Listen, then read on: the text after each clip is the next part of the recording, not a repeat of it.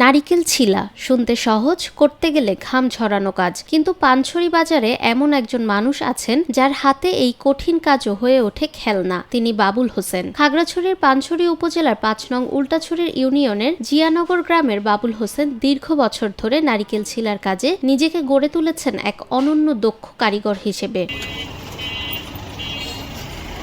পানছড়ি বাজারের প্রধান সড়কের পাশেই তার কর্মস্থল। দুটি লোহার টুকরো দিয়ে বানানো যন্ত্রটি হাতে নিলেই শুরু হয় খেলা। ১ মিনিটে ৩ থেকে ৪টি নারিকেলের চামড়া ছিলে ফেলার অভিজ্ঞতা রয়েছে তার ঝুলিতে।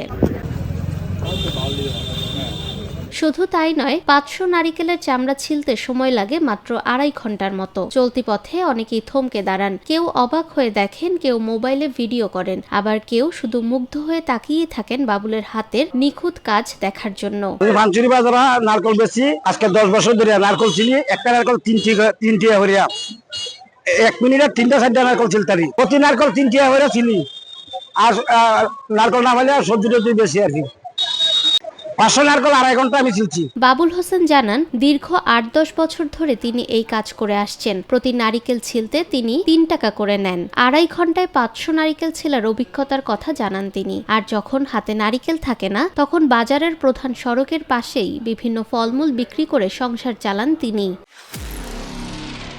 নিরপেক্ষ, সত্য প্রকাশে আপোষহীন।